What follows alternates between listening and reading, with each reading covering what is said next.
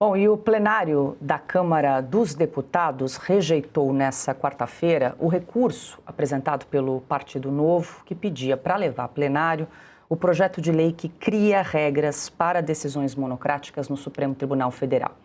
Com isso, a proposta segue diretamente para o Senado.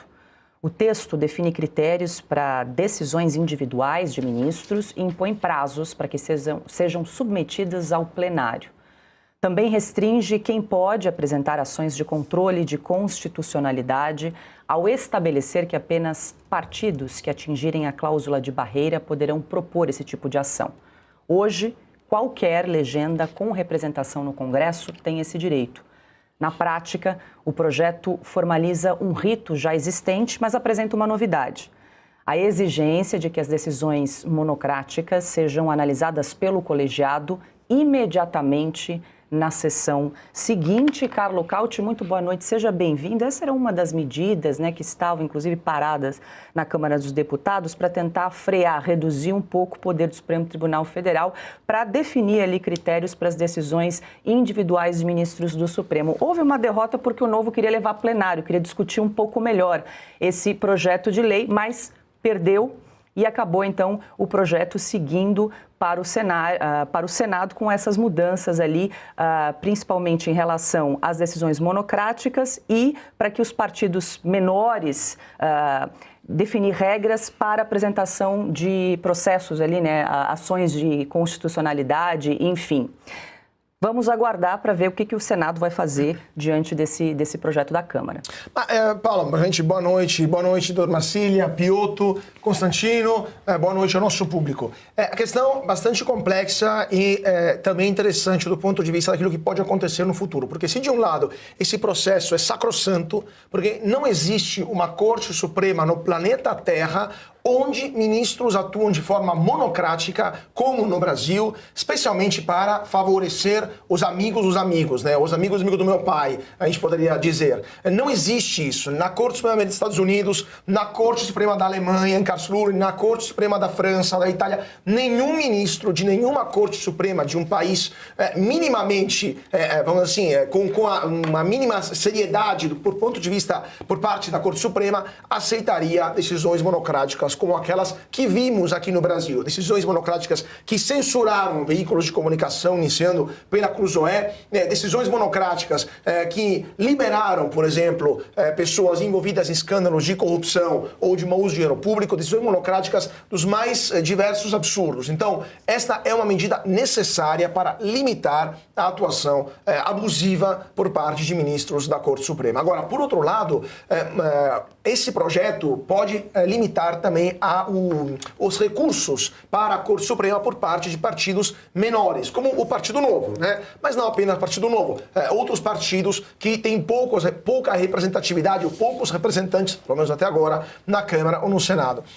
O ponto é, muitas vezes esses partidos atuam dessa forma, recorrem ao Supremo para tentar bloquear projetos de lei ou medidas provisórias manifestadamente absurdas ou excessivas ou abusivas, etc. Mas, por outro lado, houve no passado um excesso, abuso por parte de partidos menores, especialmente o PSOL, notadamente o PSOL, que bloquearam, especialmente no governo Bolsonaro, bloquearam qualquer tipo de mudança que o Bolsonaro queria levar adiante. Me lembro, no caso de privatizações como a Eletrobras, era um recurso atrás do outro, eram recursos, às vezes, espúrios ou até, assim, com pouca base jurídica e muitas vezes eram acatados por parte de ministros da Corte Suprema, do Supremo Tribunal Federal, com decisões monocráticas. Então, temos dois lados complicados. De um lado, a necessidade de limitar um poder excessivo por parte de ministros que abusaram desse poder, e do outro, o risco de censurar, de fato, a atividade legítima de partidos que querem denunciar excessos. Me lembro agora,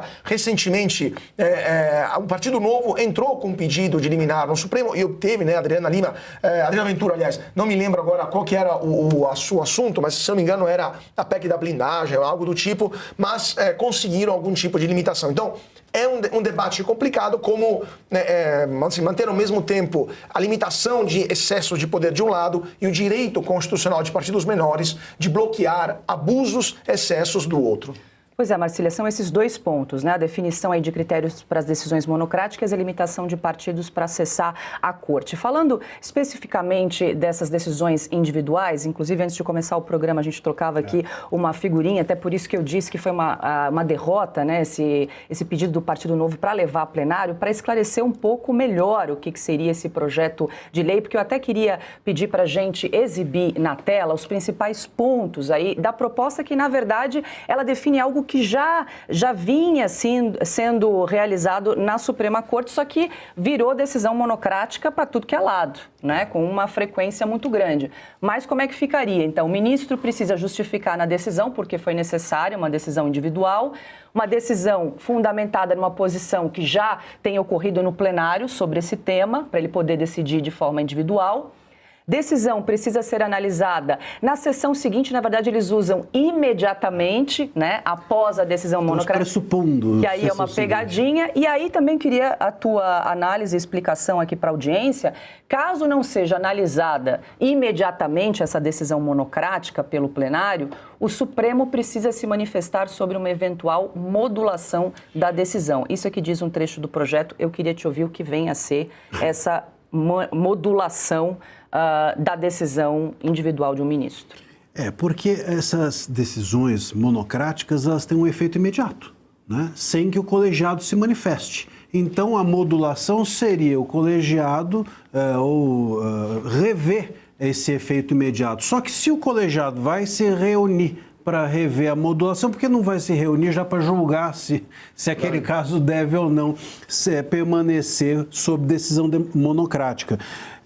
Então, veja, me parece complicado, porque, veja, o que esse projeto traz é basicamente falar o seguinte: olha, STF, cumpra a Constituição, faça o que você tem que fazer, o que vale é o escrito, para usar aqui uma expressão conhecida. Então, assim, eles têm, os ministros ou os juízes têm que justificar a decisão. Bom, isso não, já está no artigo 93 da Constituição.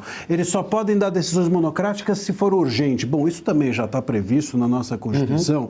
Eles só podem... Ou seja, tudo o que já está escrito na Constituição que os ministros e juízes têm de fazer, agora o projeto reforça.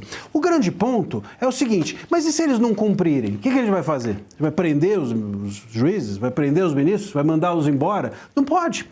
Eles não têm como serem punidos. Ah, mas o CNJ pode punir. Mas o CNJ é também uma espécie de STF linha, um STF-B, um STF-2, né? A gente está abaixo do Supremo também. Está abaixo do Supremo, são os mesmos comandantes ali. Quer dizer, quem vai fiscalizar o STF, que é o grande fiscalizador?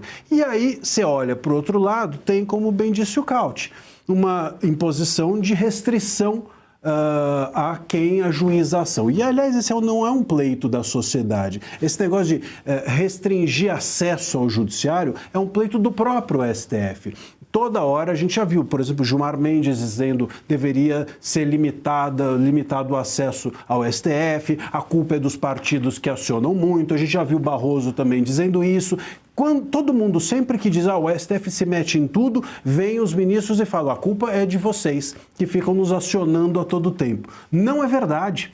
Esse é um pleito errado, é um pleito que favorece ao STF impedir que a sociedade representada pelos parlamentares possa acionar o STF. Se o STF responde muito aos acionamentos, se não descarta nada do que é acionado, esse é um problema do STF, não de quem aciona. Podemos pedir todos nós. O problema é que eles escolhem do que é pedido, o que lhes interessa e julgam muito, e julgam a todo tempo. Então, o problema deles, o filtro não é a questão. Você acha que não deveria ter limitação, então? A limitação não deveria haver, e não é o ponto, porque é o único ponto que pode ser cumprido. Então, o STF vai chegar e falar assim: quando eu descumprir esse negócio de levar para a sessão imediata, para a sessão seguinte, quando eu descumprir no sentido de não justificar, quando eu descumprir no sentido de julgar monocraticamente muito, ninguém pode me punir. Mas eu posso punir quem quiser acionar muito o STF. Então é um projeto que, na verdade, só vai favorecer ao STF na prática, se assim continuar, me parece, a sua redação. Deixa eu ouvir o Consta, porque tem essa divergência, Consta, no projeto, sobre a limitação aí para partidos políticos acionarem a Suprema Corte. Alguns ministros do Supremo, inclusive, já se posicionaram dizendo que a regra seria até inconstitucional, né?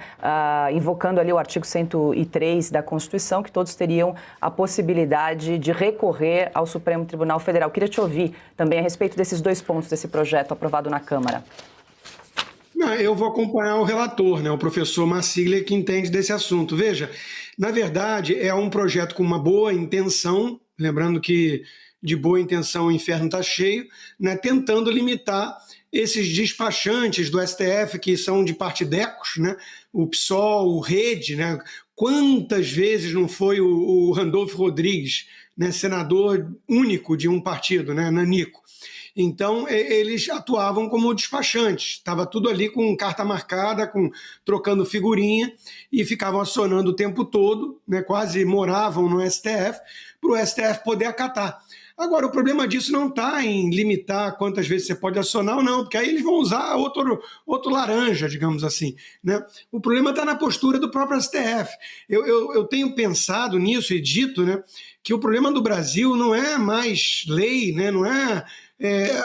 o mecanismo de peso e contrapeso, por exemplo, para conter o STF, ele já existe. Ele já existe e está no Senado. Agora, o presidente do Senado não permite. O Rodrigo Pacheco, antes do Davi Alcolumbre, agora o Davi Alcolumbre, o Rodrigo Pacheco está cobrando a fatura, com a ajuda do Davi Alcolumbre. Né? Estão cobrando a fatura e exigindo do Lula que ele seja o indicado para o STF. Né? Tem que ter um pagamento por tantos anos de serviço prestado, né, sentando em cima de tudo que é processo de impeachment de ministro do STF. Então, o problema no Brasil não são as leis e a Constituição tem 1000 problemas. Eu acompanho o Roberto Campos e chamo de Constituição besterol. Foi promulgada 1 ano antes da queda do Muro de Berlim, tem vários defeitos, mas é a que temos. Se ao menos ela estivesse sendo seguida, mas não está. E quem é que ignora e rasga? Aquele que deveria ser seu guardião.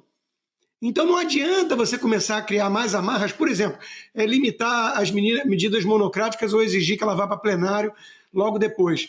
As medidas monocráticas tomadas em excesso, principalmente pelo ministro Alexandre de Moraes, que foram para plenário, nós temos que ser sinceros aqui, elas foram, a imensa maioria, validadas. O que nos lembra que Alexandre de Moraes não age sozinho. Na primeira turma, então, nem se fala.